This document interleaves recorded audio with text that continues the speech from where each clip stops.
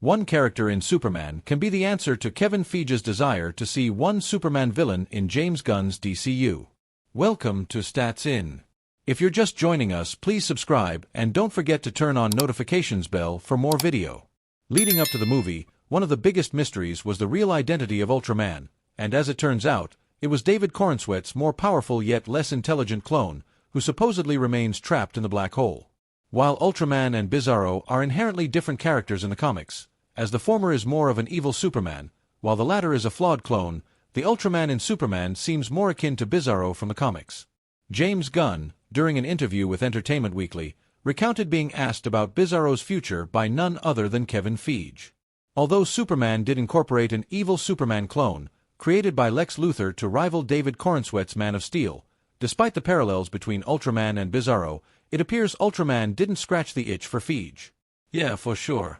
It's funny, Marvel Studios president Kevin Feige wrote me yesterday. He says he hopes his old pal Bizarro laughs. He wants to see Bizarro. But considering that Ultraman's fate was left open-ended in the movie after he gets punched into a black hole, it won't be a stretch to say we already might have had DCU's Bizarro, who could unleash in the future sequels. I don't know if you noticed, David's got prosthetics on as Ultraman. He's got a chin that's jutting out, his ears poke out, he's got one eye kind of going in a little direction. Luthor took him out of the oven a little too quickly or something. Given the movie never addresses his fate, it will be more effective to merge Ultraman and Bizarro instead of introducing yet another Superman clone, which would mean Corenswet will also be headlining Bizarro. While acknowledging these parallels, Gunn clarified that there were originally plans for more sadder groundwork for the character, as apparent from Corenswet's prosthetics as Ultraman, which were eventually cut. Although things mostly remain under wraps, the director suggested it won't be a traditional sequel to Superman, but a potential team-up, and as for what the project is, even Corenswet remains unaware. He said, Corenswet, was asking me what I was working on. He knows that I'm working on something. He knows he's a part of it. He doesn't know what it is. Literally nothing. Even though it's hard to predict anything for certain, my bet remains on a Superman/Supergirl team-up. But then again, it's Gunn we're talking about, and given his knack for realizing the more obscure comic book characters, one should always be open to surprises. What are your expectations from Superman's next adventure? Comment below. Recreating the grimdark world of Warhammer 40k in live action is a challenge that seems to even stress out a longtime fan like Cavill. Welcome to Stats In. If you're just joining us, please subscribe and don't forget to turn on notifications bell for more video. Sure, Henry Cavill is no slouch when it comes to being part of a multi-billion-dollar entertainment franchise, demonstrated by his role in and as Man of Steel in the discontinued DCU. But what he is involved with now is a whole different monster entirely, as Warhammer blows his previous projects out of the water. Everyone who is a connoisseur of the hobby that is Warhammer 40k has their eyes eagerly set on the first look at Henry Cavill's live-action adaptation of the tabletop franchise. But when it comes to its execution, even the star is perplexed and is treading the path with extreme caution. In an interview via Esquire, Cavill said that this project was unlike any he had previously been in. It is a dream come true, but it's different from what I've done before, in the sense I haven't had my hand on the tiller of things before. It's wonderful doing that. It is a tricky IP, and a very complex IP, and that's what I love about it. At the same time, people have complete faith in the star's competence to do the grim darkness of Warhammer justice. As Cavill stated, this is an extremely dense and tricky universe to recreate, especially through the medium of live action. Its sheer scale, extreme visceral depictions, and decades worth of lore are exhilarating, but equally difficult to execute with perfection, something that the Witcher star is striving for. For those who are unaware of Warhammer or have been recently introduced, this franchise is unlike any that has been seen before. People might compare it to the iconic Star Wars, which has been brought to cinematic excellence before, but they couldn't be more off the mark. To put into perspective just how massive and visceral the universe of Warhammer is, you have to imagine every single space fantasy and sci-fi franchise condensed into one, but added to it, a mixture of despair, sorrow, and the horrors of war.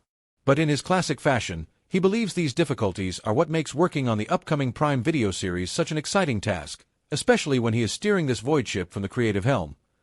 But even if one manages to understand the scale, the lore is something that would give even a seasoned psycher a migraine.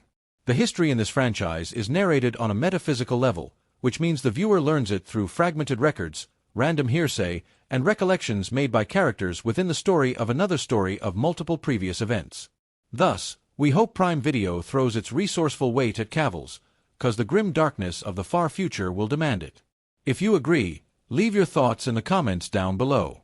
James Gunn wants one particular Green Lantern as the focus of his upcoming show might put Batman's on-screen chemistry in danger. Welcome to Stats In.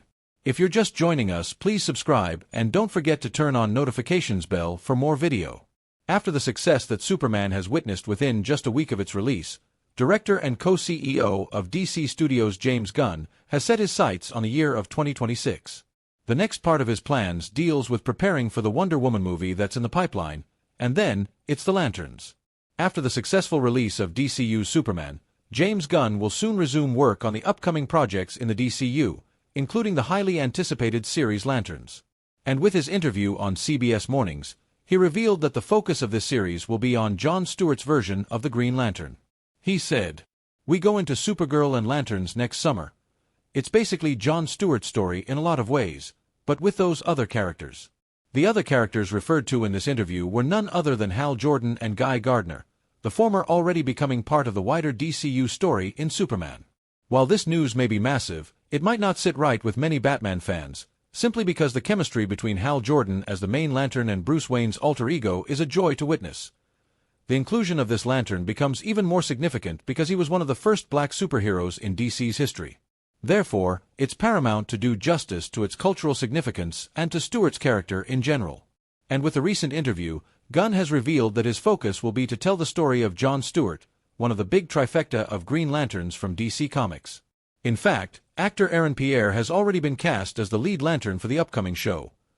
While Hal Jordan and Bruce Wayne may have butt heads on numerous occasions in the past, the few positive interactions that they do have make them that much more special and their chemistry that much more meaningful.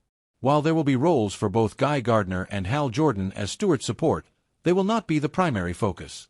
This might bum some fans out, simply because Hal and Bruce's chemistry is something else entirely, and the Green Lantern 80th Anniversary Spectacular one-shot comic, when Jordan thinks he's going to die, he sends a heartfelt video message to Wayne. He admits he's always been envious of Bruce's honed discipline, intelligence, and confidence, while also crediting him for teaching him humility and for helping him confront his flaws. Other times, like in the DCAU, we see both Jordan and Wayne engaging in constant banter that implies how much mutual respect they have for each other, despite neither of them showing it. While we still might see this duo in the DCU in the future, it may not have the same impact if Hal were the main, commanding Lantern. What do you think about this? Tell us in the comments down below.